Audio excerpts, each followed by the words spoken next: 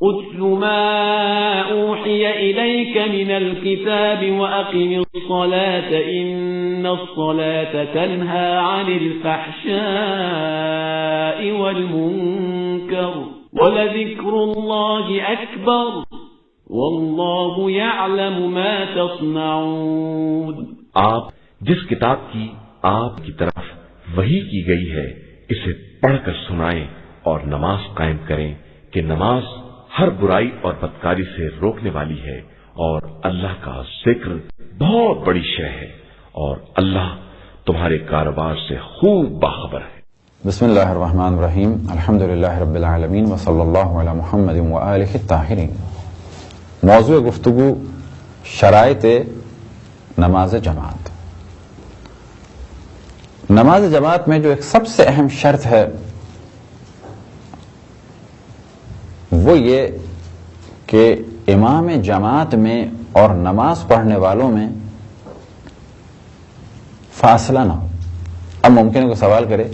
کہ فاصلہ نہ ہو سے کیا مراد؟ یعنی امام جماعت کا اور نماز پڑھنے والوں کا جو کانٹیکٹ ہے وہ یا پیچھے سے ہوتا ہے یا دائیں اور بائیں سے. بس دائیں اور بائیں اور پیچھے، البتہ دائیں بائیں بھی کہا جائے گا کہ سجدہ رکھنے کی جگہ یعنی سجدے کی جگہ، اور پیچھے بھی کہا جائے گا سجدہ کرنے کی جگہ یعنی سجدہ رکھنے کی جگہ سے بہت زیادہ فاصلہ نہ ہو، اور اسی کے ذریعے سے تعلق برقرار ہوگا. لہذا اگر امام جماعت کسی جگہ کھڑے ہیں تو ان کے تھوڑے سے فاصلے کے بعد سجدہ ہو. اسی طرح سے نماز پڑھنے والوں کے درمیان بھی بہت زیادہ فاصلہ نہ ہو. لہذا ممکن ہے کبھی آپ نے اس چیز کو مشاہدہ کیا ہو کہ اگر پہلی صف میں بچے آ جاتے ہیں تو انہیں جدا کر دیا جاتا ہے، کیونکہ اگر 1 میٹر سے زیادہ یا 1 میٹر فاصلہ ہو جائے دو نمازیوں کے درمیان کہ جن کی نماز صحیح ہے، اور بیچ میں ایسے افراد آ جائیں کہ جن کی نماز صحیح نہیں یا جو نابالغ ہوں، تو اس صورت میں اتصال ختم ہو جائے گا. بس نماز جماعت میں سب سے اہم چیز ہے اتصال. اتصال کے بارے میں کہا جا سکتا ہے کہ جس طرح سے ایک آپ الیکٹرک کا سرکٹ دیکھ لیں اور یہ اندازہ لگائیں کس طرح سے الیکٹرک ہر جگہ پہنچ سکتی ہے اور کس طرح سے کانٹیکٹ ہونا چاہیے، بالکل اس طرح سے کہا جائے گا کہ امام جماعت اور نماز پڑھنے والوں میں بھی ایک تعلق ہونا چاہیے. اور یہ تعلق ختم ہو جاتا ہے کہ جب 1 میٹر سے زیادہ فاصلہ ہو یا 2 بچے یا 3 بچے بیچ میں آ جائیں، اور وہ ایسے بچے ہوں یا 2-3 ایسے افراد بیچ میں آ جائیں کہ جن کی نماز صحیح نہ ہو، یا 2-3 ایسے افراد بیچ میں آ جائیں کہ جو مجنون ہوں، تو تعلق ختم ہو جائے گا. اسی طریقے سے اگر کوئی دیوار یا ستون بیچ میں ہو تو بہت سارے مسائل اسی قسم کے ہیں کہ امام جماعت میں اور نماز پڑھنے والوں میں فاصلہ نہ ہو. سب سے زیادہ ذمہ داری ہوتی ہے پہلی صف کی. فرض کریں کہ امام جماعت کے پیچھے یہ 4-5 افراد ایسے ہوں کہ جن کا وضو صحیح نہ ہو، تو کہا جائے گا کہ باقی جو افراد دائیں طرف اور بائیں طرف ہیں ان کی نماز جماعت ہو ہی نہیں سکتی، کیونکہ ان کا امام جماعت سے اب اتصال نہیں. اور یہی وجہ ہے کہا جاتا ہے کہ امام جماعت کے پیچھے جو افراد ہیں وہ متدین قسم کے ہوں. وجہ کیا ہے متدین قسم کے؟ یعنی ایسے افراد ہوں جو دین جانتے ہوں، وضو ان کا صحیح ہو، غسل ان کا صحیح ہو، کیونکہ اگر یہ وہ افراد ہیں کہ جن کا غسل صحیح نہیں، وضو صحیح نہیں، تو اگر یہ 5-6 افراد پیچھے کے ایسے ہوں کہ جن کی نماز صحیح ہو، تو پیچھے جتنے بھی افراد ہیں ان کی بھی جماعت صحیح نہیں ہوگی. غسل اور وضو کے بارے میں ہمیشہ ہم توجہ دلاتے ہیں کہ حتیٰ لوگ حج کر کے آ جاتے ہیں اور بعض ایسے ہیں کہ جن کا غسل و وضو صحیح نہیں ہوتا، لہذا ان کا حج بھی صحیح نہیں ہوتا. اسی طریقے سے بعض افراد ایسے ہیں جو سالوں سے نماز پڑھ رہے ہیں لیکن ان کی نمازیں صحیح نہیں ہوتی. وجہ کیا ہے؟ کیونکہ ان کا غسل اور وضو صحیح نہیں ہے. اب ان مسائل کو دوبارہ بیان کرتے ہیں ترتیب سے کہ اگر امام جماعت محراب میں ہوں اور بالکل ان کے پیچھے نماز پڑھنے والا کوئی نہ ہو، اور دائیں اور بائیں طرف کافی فاصلے سے لوگ کھڑے ہوں تو کیا اتصال ہو جائے گا؟ تو کہا جائے گا اتصال نہیں ہوگا۔ اتصال کے لیے عام طور پر جو مثال دی جا سکتی ہے وہی ہے کہ جو ہمارے یہاں ہے کہ نمازی ایک دوسرے سے قریب قریب ہوں، اور یہ جو کہا جاتا ہے کہ نمازی ایک دوسرے سے قریب ہوں، اس کی ایک اہم وجہ ہی یہی ہے کہ اگر بیچ میں ایک یا دو افراد کی نماز صحیح بھی نہ ہو تو بھی 1 میٹر سے زیادہ فاصلہ نہ ہو، اتنے زیادہ قریب ہوں کہ باقیوں کی نمازوں پہ اثر نہ پڑے۔ البتہ یہ والا موضوع اور پرابلم جو ہے پہلی صف میں زیادہ پیش آتا ہے، لیکن اگر دوسری صف میں 3 افراد یا 10 افراد یا 10 بچے بھی کھڑے ہو جائیں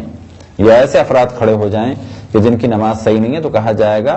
کہ پہلی صف کے ذریعے سے ان کا اتصال ہو جائے گا۔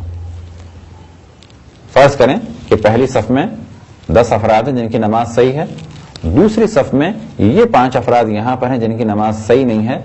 تو ان کا اتصال اس طرح سے تو نہیں ہو رہا، لیکن ان نمازیوں کا اتصال یعنی تعلق برقرار ہو رہا ہے ان نمازیوں سے۔ کس صورت میں؟ دائیں طرف سے تو نہیں ہو رہا لیکن اگلی طرف سے ہو رہا ہے۔ لیکن اگر یہی 5-6 افراد بیچ میں کھڑے ہو جائیں صف اول میں تو کہا جائے گا کہ باقیوں کا اتصال نہیں ہو رہا، اور اس جانب بھی توجہ رہے کہ اتصال کے لیے یعنی نماز جماعت میں کانٹیکٹ کے لیے ضروری ہے کہ یا رائٹ یا لیفٹ سے ہو اور یا آگے سے ہو۔ آگے سے ہمارا اتصال ہو سکتا ہے، لیکن ایسا نہیں ہے کہ اگر آگے کے افراد کی نماز باطل ہے، فرض کریں یہ 8-10 ہیں، اور پھر ہمارے بعد جو سیدھے ہاتھ کی طرف ہیں ان سب کی نماز ہی باطل ہے، اور الٹے ہاتھ پہ کوئی بھی نہیں ہے، دیوار ہے، فقط میں ہوں، تو ایسی صورت میں کہا جائے گا کہ میری جماعت نہیں ہو سکتی، کیونکہ آگے بھی اتصال نہیں ہو رہا، ان سب کی نماز باطل ہے۔ دائیں جانب بھی اتصال نہیں ہو رہا کیونکہ ان سب کی نماز باطل ہے۔ پیچھے والوں کی نماز فرض کریں پوری صف کی صحیح تھی، لیکن میرا ان سے اتصال پیچھے سے نہیں ہو سکتا، فقط یہ اتصال ہوگا دائیں یا بائیں یا آگے کی سمت سے۔ اسی طرح سے ضروری ہے کہ امام جماعت پڑھنے والوں سے بہت زیادہ بلندی پر نہ ہو۔ کتنے زیادہ بلند نہ ہو؟ یعنی ایک بالش سے زیادہ بلند جگہ پہ نہ ہو۔ اب یہ سوال ہو سکتا ہے کہ بلند مقام پر تو امام جماعت کھڑے نہیں ہو سکتے، کیا نیچے کھڑے ہو سکتے ہیں؟ تو جواب ملے گا کہ ہاں، اور یہی وجہ ہے کہ بعض جگہ آپ نے دیکھا ہوگا کہ امام جماعت محراب میں ہیں اور محراب ذرا نیچے کی جانب ہے، اور بعض مساجد میں محراب 1 فٹ یا 2 فٹ یا 3 فٹ یا حتیٰ اس سے زیادہ بھی گہری ہوتی ہے۔ وجہ کیا ہے کہ حساب لگایا جاتا ہے کہ عید کی نماز میں اگر صفیں گلیوں میں چلی گئی ہیں اور بعض گلیاں یا مسجد سے باہر کا علاقہ مسجد کی نسبت 1 میٹر نیچے ہے تو پھر 1 میٹر نیچے محراب میں گڑھا کھودا جاتا ہے تاکہ امام جماعت ان باقی افراد سے بلند مقام پر نہ ہو۔ تو سوال کیا جا سکتا ہے کہ امام جماعت نیچے ہو سکتے ہیں، یعنی نیچے والے فلور پہ، تو کہا جائے گا کہ ہاں ہو سکتے ہیں، لیکن یہ نیچے بھی اتنے زیادہ نیچے نہ ہوں۔ ہاں یہ ممکن ہے کہ امام جماعت گراؤنڈ فلور پہ ہیں اور ایک اچھا بڑا حصہ کھلا ہوا ہو تاکہ یہ کہا جا سکے کہ ہم جو فرسٹ فلور کے لوگ ہیں ہمارا اتصال ہے نیچے والوں سے۔ یہ اتصال جو بعض مساجد میں ایک چھوٹا سا ہول کر دیا جاتا ہے اس کے ذریعے سے نہیں ہو سکتا، اس کے لیے ضروری ہے کہ کافی جگہ کھلی ہوئی ہو تاکہ کہا جا سکے کہ ان کا اتصال ہو رہا ہے نیچے والوں سے، یعنی اس جماعت کا کانٹیکٹ ہے اوپر والی جماعت سے۔ اب گراؤنڈ فلور پہ نماز جماعت ہو رہی ہے، فرسٹ فلور پہ اگر یہ حصہ کھلا ہوا ہے تو فرسٹ فلور پہ بھی نماز ہو سکتی ہے، سیکنڈ پہ بھی ہو سکتی ہے، تھرڈ پہ بھی ہو سکتی ہے، فورتھ پہ بھی ہو سکتی ہے، اور اس سے زیادہ بھی۔ لیکن اگر امام جماعت گراؤنڈ فلور پہ ہیں اور 5ویں منزل پہ کوئی نماز پڑھنا چاہے جبکہ دوسری اور تیسری اور چوتھی منزل پہ نماز نہ ہو رہی ہو تو ایسی صورت میں یہ نماز صحیح نہیں ہوگی۔ اتصال ضروری ہے، فرسٹ فلور پھر سیکنڈ پھر تھرڈ پھر فورتھ، بشرط یہ کہ بیچ میں جگہ مساجد میں کھلی ہوئی ہو۔ یعنی اگر نیچے امام جماعت ہیں تو یہاں مثال کے طور پہ آدھے کمرے کے برابر یا اس سے تھوڑی سی مقدار میں کم ایک چھت کا حصہ کھلا ہوا ہو تاکہ کہا جا سکے کہ اس جماعت کا تعلق نیچے سے بھی ہے۔ ایسا نہیں ہو سکتا کہ گراؤنڈ فلور پہ نماز ہو اور اس کے بعد فرسٹ فلور پر بھی نماز ہو رہی ہو مائک کے ذریعے سے اور سیکنڈ پہ بھی ہو رہی ہو۔ کہیں نہ کہیں سے ایک اتصال ہونا چاہیے، تعلق ہونا چاہیے کھلی ہوئی جگہ کے ذریعے سے تاکہ کہا جا سکے عرفاً یعنی جنرل پبلک کہے کہ یہ ایک جماعت ہے۔ اتصال کے موضوع میں اس جانب توجہ رہے کہ جماعت سے نماز پڑھنے والوں کے درمیان کسی قسم کی کوئی دیوار یا کوئی پردہ، اور احتیاط یہ ہے کہ شیشہ بھی درمیان میں نہ ہو، کیونکہ اگر بیچ میں کوئی چیز ہوگی تو اس سے اتصال ختم ہو جائے گا۔ لیکن ہاں، اگر خواتین بھی جماعت سے نماز پڑھ رہی ہوں اور مردوں اور خواتین کے درمیان پردہ ہو تو اس صورت میں جماعت کا اتصال خواتین کے لیے ختم نہیں ہوتا، لیکن مردوں کے درمیان اگر پردہ ہو تو وہ اتصال ختم ہو جائے گا۔ اب اس جانب توجہ رہے کہ اتصال والی گفتگو کو آپ دقت سے دیکھیں، اور اسی طرح سے اس جانب بھی توجہ رہے کہ اتصال کا موضوع وہاں آتا ہے کہ جہاں پر جماعت کا اتصال ہو رہا ہو دائیں سے یا بائیں سے یا آگے سے، اور اس کے علاوہ کسی اور جگہ سے نہ ہو رہا ہو۔ اب اگر فقط ایک جگہ سے ہو رہا ہے اور وہاں پر بیچ میں پردہ آ جائے تو وہ اتصال ختم ہو جائے گا۔ لیکن یہ ممکن ہے کہ ہمارے درمیان اور برابر والے کے درمیان کوئی ستون ہو یا کوئی دیوار ہو یا کوئی شیشہ ہو یا پردہ ہو، لیکن ہم دونوں کا اتصال تو یہاں سے نہیں ہو رہا، لیکن ان کا اتصال بھی اگلی صف سے ہو رہا ہے اور ہمارا اتصال بھی اگلی صف سے ہو رہا ہے، تو اس صورت میں تو جماعت صحیح ہوگی۔ یہ تو مختصر سے احکام تھے نماز جماعت میں اتصال کے۔ اسی طریقے سے ایک اور مسئلہ بھی بیان کرتے ہیں جو بعد میں دوبارہ بیان ہوگا، کہ یہ جو مساجد میں عام طور پہ کہا جاتا ہے کہ پہلے والے تکبیر کہہ دیں اس کے بعد تکبیر کہیں، تو اصل موضوع یہ ہے کہ جس وقت ہمارے دائیں یا بائیں یا آگے والے تکبیر کہہ چکیں یا کہنے والے ہوں تو ہم تکبیر کہہ سکتے ہیں۔ یعنی امام جماعت نے نماز سے ظہر کے لیے فرض کریں کہ کہا اللہ اکبر، یعنی تکبیرۃ الاحرام کہی، تو جیسے ہی انہوں نے کہی اس کے بعد ہم اللہ اکبر کہیں گے، اور جب ہم کہہ رہے ہیں یا کہنے والے ہیں اور بالکل نماز کے لیے تیار ہیں، اس وقت یا اس کے بعد ہمارے دائیں اور بائیں اور پیچھے والے بھی کہہ سکتے ہیں۔ اور یہی وجہ ہے کہ بعض دفعہ دیکھنے میں آتا ہے کہ انتظار کیا جاتا ہے اگلی صف والوں کا، تو بہتر تو یہی ہے کہ جب وہ تکبیر کہہ لیں، لیکن اگر آپ نے دیکھا ہے کہ وہ تیار ہیں اور اللہ اکبر کہنے جا رہے ہیں تو یہ اتصال بھی کافی ہے، اور اس وقت اللہ اکبر کہنا صحیح ہوگا۔ نماز جماعت میں پہلے سے کوئی ارادہ کرے کہ بیچ میں فرادہ ہو جاؤں گا، تو اس عمل کی جانب عام طور پہ مراجع کا فتویٰ یہ ہے کہ ایسا نہ کیا جائے۔ لیکن اگر بیچ میں کوئی عذر پیش آ جائے، یعنی جلدی ہو یا نماز جماعت میں شریک ہونے کے بعد محسوس ہوا کہ ٹوائلٹ جانے کی حاجت ہو رہی ہے اور میں زیادہ نہیں رک سکتا، یا کوئی کام ایسا پیش آ جائے یا ضروری ہو کہ جلدی سے نماز کو مکمل کیا جائے، تو ایسی صورت میں کہا جائے گا کہ اب آپ نماز جماعت ترک کر کے فرادہ کی نیت کر سکتے ہیں۔ اب اگر کسی نے دوسری رکعت میں ارادہ کیا نماز جماعت سے فرادہ کی جانب جانے کا، تو پہلی رکعت اس کی مانی جائے گی، دوسری رکعت سے اس کو فرادہ کرنا ہے۔ اب یہاں پہ سوال یہ پیدا ہوتا ہے کہ اگر کوئی سورہ حمد پڑھ رہا ہے یا سورہ پڑھ رہا ہے تو کیا کرے؟ تو دونوں حال میں بہتر یہ ہے کہ چاہے سورہ حمد سے پہلے فرادہ کی نیت کرے، چاہے سورہ حمد اور سورہ کے بعد فرادہ کی نیت کرے، تو بہتر تو یہ ہے کہ یہ سورہ حمد اور سورہ کو پڑھے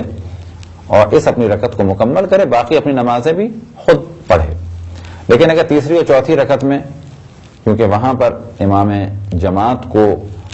سورہ حمد پڑھنی واجب تھی، ان پر واجب نہیں تھی، تو تیسری اور چوتھی رکعت میں تو ہر صورت میں ہمیں تسبیحات اربع پڑھنی ہے، لہٰذا اگر چوتھی رکعت میں ہم کسی وقت بھی نماز کو فرادہ کرتے ہیں تو ہمیں اپنی چوتھی رکعت کی اور تیسری رکعت کی تسبیحات اربع تو ہر صورت میں پڑھنی ہے اور اپنی نماز کو ہم مکمل کریں گے۔ تو یہاں تک تو ہماری گفتگو تھی، کوئی نماز جماعت میں اگر شریک ہے تو نماز جماعت کو ترک کر کے فرادہ کی نیت کر سکتا ہے۔ اب یہاں پر سوال یہ ہے کہ پہلے سے نماز جماعت چل رہی ہو تو کیا ہم شریک ہو سکتے ہیں؟ تو یہاں پر اس جانب توجہ رکھیں کہ اگر آپ شامل ہو رہے ہیں رکوع میں، تو جیسے ہی آپ رکوع میں شامل ہوئے، اگر یہ پہلی رکعت کا رکوع تھا تو یہ ایک رکعت آپ کی مانی جائے گی۔ البتہ رکوع میں شامل ہونے کے بعد آپ پر واجب ہے کہ ذکر رکوع کریں، یعنی ایک دفعہ سبحان ربی العظیم و بحمدہ یا 3 دفعہ سبحان اللہ سبحان اللہ سبحان اللہ کہیں اور اس کے بعد سر اٹھا لیں۔ تو وہ کہ آپ سورہ حمد اور سورہ میں شریک نہیں تھے، لیکن یہ آپ کی پہلی رکعت مانی جائے گی. اسی طریقے سے اگر آپ دوسری رکعت میں شریک ہوئے تو یہ آپ کی پہلی رکعت مانی جائے گی. اسی طریقے سے اگر آپ تیسری رکعت میں شریک ہوئے تو امام جماعت کی وہ تیسری رکعت ہے لیکن یہ آپ کی پہلی مانی جائے گی. اب اگر پہلی رکعت میں آپ شریک ہوئے تو باقی نماز امام جماعت کے ساتھ پڑھیں. اگر دوسری رکعت میں شریک ہوئے تو کہا جائے گا کہ یہاں پر امام جماعت کی دوسری رکعت ہوگی, آپ کی پہلی ہوگی, اور امام کے ساتھ ساتھ آپ ان کے کاموں کو انجام دیں. البتہ جب تشہد پڑھنے کا وقت آئے تو اس وقت آپ کو تشہد نہیں پڑھنا ہے بلکہ ہاتھ زمین پہ رکھ کے اپنے گھٹنے بلند کر کے, یہ خاص علامت ہے کہ اس وقت آپ تشہد نہیں پڑھ رہے ہیں, کیونکہ آپ کو پہلی رکعت میں تشہد نہیں پڑھنا ہے, جبکہ امام جماعت کا وہ تشہد ہے دوسری رکعت میں, اور امام جماعت اپنی دوسری رکعت پڑھ رہے ہیں, آپ پہلی رکعت پڑھ رہے ہیں. تو رکوع میں شامل ہوا جا سکتا ہے, رکوع سے پہلے بھی شامل ہو سکتے ہیں. اب اگر آپ رکوع سے پہلے شامل ہوئے ہیں تو آپ پر لازم ہے کہ سورہ حمد بھی پڑھیں اور سورہ بھی پڑھیں. کب؟ کہ جب امام جماعت کی تیسری یا چوتھی رکعت ہو. لیکن اگر آپ پہلی رکعت میں شامل ہو گئے امام جماعت کے ساتھ جماعت میں اور وہ اپنی سورہ حمد اور سورہ پڑھ رہے تھے تو آپ پر لازم نہیں ہے. ہم نے پہلے بھی توجہ دلائی کہ نماز جماعت میں سب کچھ پڑھنا ہے سوائے سورہ حمد کے اور ایک چھوٹے سورے کے. بس اگر آپ پہلی رکعت میں شریک ہوئے اور یہ آپ کی پہلی رکعت تھی تو آپ کو کچھ نہیں پڑھنا ہے. اگر آپ دوسری رکعت میں شریک ہوئے اور یہ آپ کی پہلی رکعت تھی تو آپ کو پہلی اپنی رکعت میں کچھ نہیں پڑھنا ہے, کیونکہ امام جماعت سورہ حمد اور سورہ کو پڑھ رہے ہیں. لیکن جب وہ دوسری رکعت میں اپنی تسبیحات اربع پڑھیں گے تو اس وقت آپ پر لازم ہوگا کہ آپ جلدی جلدی سورہ حمد پڑھیں اور ایک عدد چھوٹا سورہ پڑھیں اور پھر رکوع میں ان کے ساتھ شریک ہو جائیں. ان کی وہ تیسری رکعت ہوگی اور یہ آپ کی دوسری رکعت ہوگی, اور جب وہ تیسری رکعت کے سجدے سے دوسرے سجدے سے اٹھ جائیں تو اس وقت آپ پر لازم ہوگا, کیونکہ وہ آپ کی دوسری رکعت ہوگی, آپ تشہد پڑھیں. یہاں یہ نہیں کہہ سکتے کہ ہم پر تشہد واجب نہیں ہے. کہا جائے گا کہ ہمیں اپنی نماز مکمل کرنی ہے اس طریقے سے جس طریقے سے نماز ہوتی ہے, جو کچھ دوسری رکعت میں کرنا ہے وہ ہمیں کرنا ہے. اور امام جماعت اپنی نماز پڑھ رہے ہیں تیسری رکعت سے, اب ہم تشہد پڑھ کے کھڑے ہو جائیں گے. امام جماعت کی وہ چوتھی رکعت ہوگی اور ہماری یہ تیسری رکعت ہوگی, اور اب ہمیں تسبیحات اربعہ کو پڑھنا ہوگا. اب تک جو ہماری گفتگو ہوئی اس میں ایک اندازہ لگایا جا سکتا ہے کہ یہ ان افراد کے لیے تھی کہ جو 4 رکعتی نماز پڑھ رہے ہوں اور امام جماعت کی بھی 4 رکعتی نماز ہو. لیکن فرض یہ کریں کہ امام جماعت کی نماز 4 رکعتی ہے اور آپ 2 رکعتی نماز پڑھنا چاہ رہے ہیں تو اس وقت کیا کریں؟ فرض کریں کہ آپ ظہر اثر کی نماز پڑھ چکے ہیں اور آپ کے سامنے ایک جماعت ہو رہی ہے ظہر کی, اور آپ اس جماعت میں نماز پڑھنا چاہتے ہیں اپنی قضا فجر کی. تو ایسی صورت میں آپ اس جماعت میں شریک ہو جائیں, اور جس وقت امام جماعت کی دوسری رکعت کا تشہد چل رہا ہو اور وہ تشہد کے بعد کھڑے ہو جائیں گے, آپ بیٹھے رہیں اور تشہد کے بعد سلام پڑھیں, تو یہ آپ کی ہو جائے گی 2 رکعت نماز فجر. البتہ فجر کی آپ کو نیت پہلے سے کرنی ہے. اور اگر کوئی عذر پیش آ گیا, کوئی مشکل ہو گئی اور آپ ظہر کی نماز پڑھ رہے تھے اور امام جماعت بھی ظہر کی نماز پڑھ رہے تھے, یا وہ عصر کی نماز پڑھ رہے تھے اور آپ بھی عصر کی نماز پڑھ رہے تھے, اور آپ کو کوئی مشکل پیش آ گئی, فرض کریں کہ کوئی بلا رہا ہے یا گاڑی کھڑی ہے کسی ایسی جگہ پر کہ جہاں بار بار اعلان ہو رہا ہے گاڑی اٹھا لیں, یا آپ کو ٹوائلٹ جانے کی حاجت ہو گئی اور اس وقت امام جماعت کی دوسری رکعت چل رہی ہے, تو آپ نیت کر لیں کہ میں اپنی قضا نماز فجر پڑھ رہا ہوں, چاہے وہ آج کی ہو اور چاہے وہ کئی سال پہلے کی ہو. نیت آپ اپنی بدل لیں اور ان کی نماز کے ساتھ ساتھ جیسے ہی وہ تشہد پڑھیں آپ سلام پڑھیں اور اپنی نماز کو مکمل کر کے اٹھ کے باہر چلے جائیں. ایسی صورت میں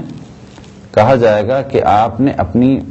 واجب نماز کے جو 4 رکعتی ظہر تھی اس کی نیت کو پلٹا دیا اپنی فجر کی قضا نماز کی جانب ضرورت کے تحت. تو یہ عمل بالکل صحیح ہوگا. البتہ یہ ضرورت بہت اہم ہو یا غیر اہم ہو, فرض کریں کہ موبائل جیب میں بج رہا ہو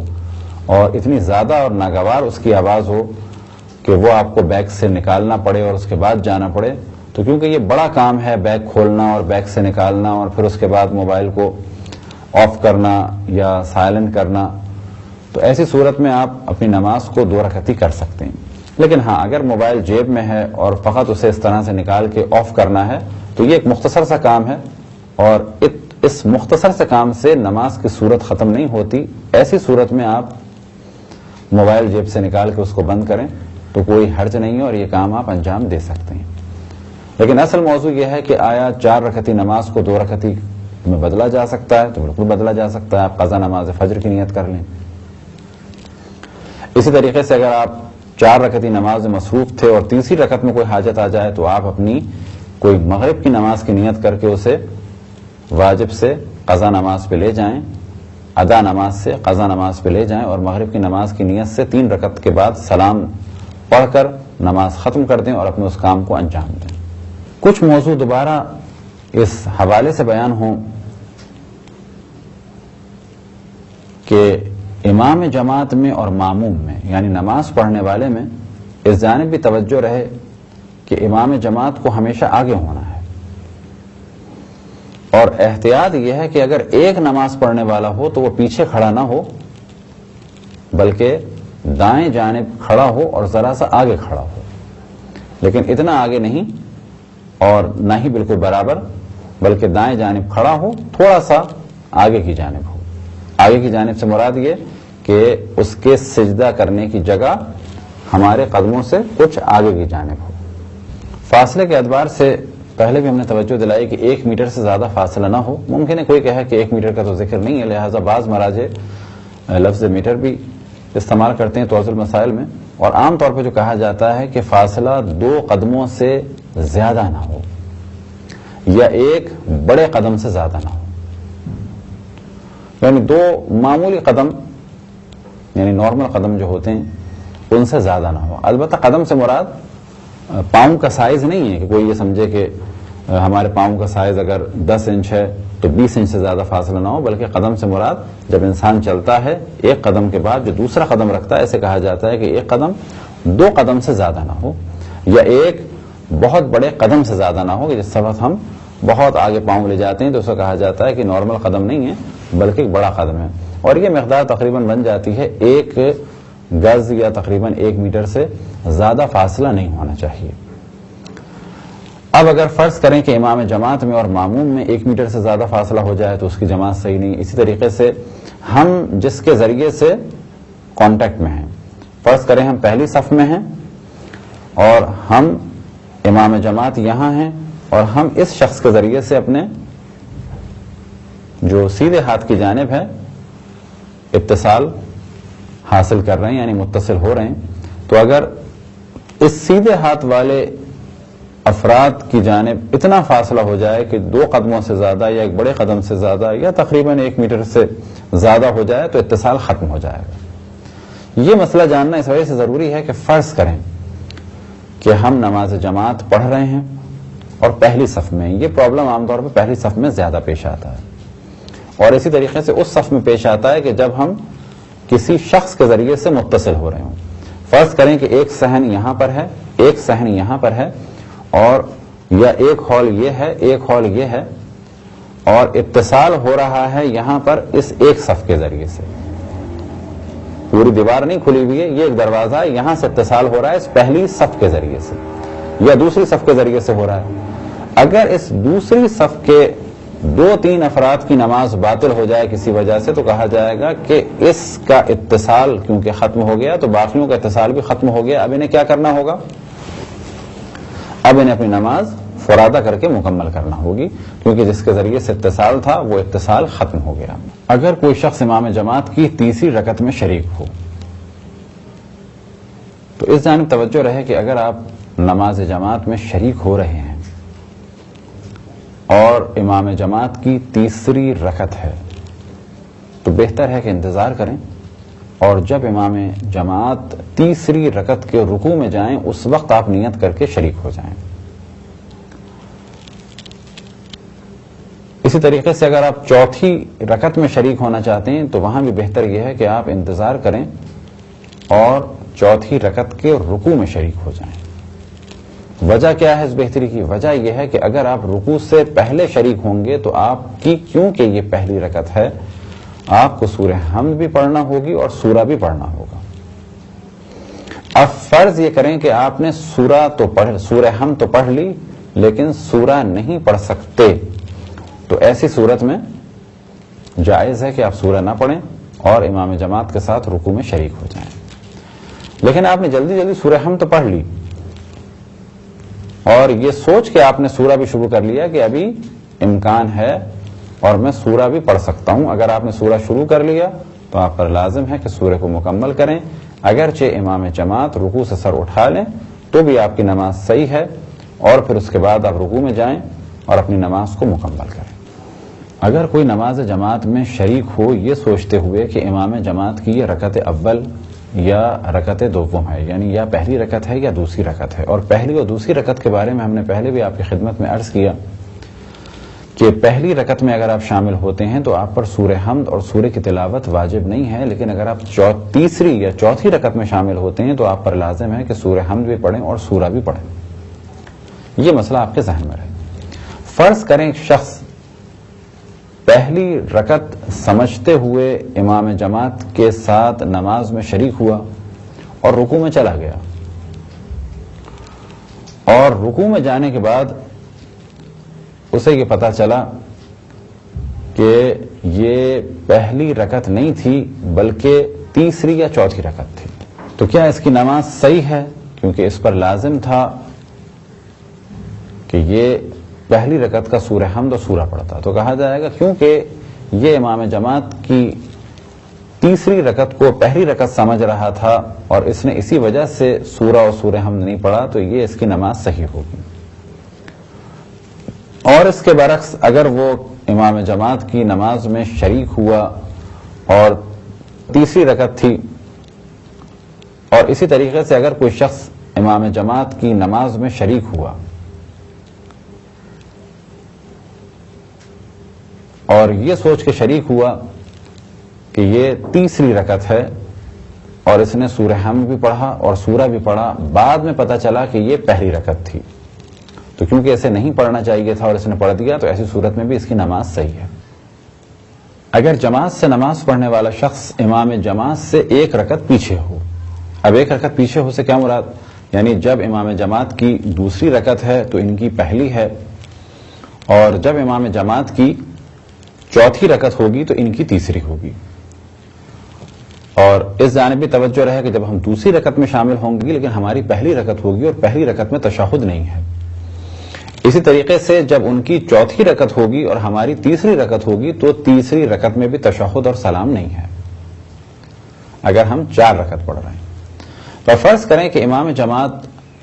تشہد میں اور سلام میں مصروف ہونے والے ہیں، جبکہ ہم اس رکعت میں ہیں کہ جس میں تشہد بھی نہیں ہے اور سلام بھی نہیں ہے۔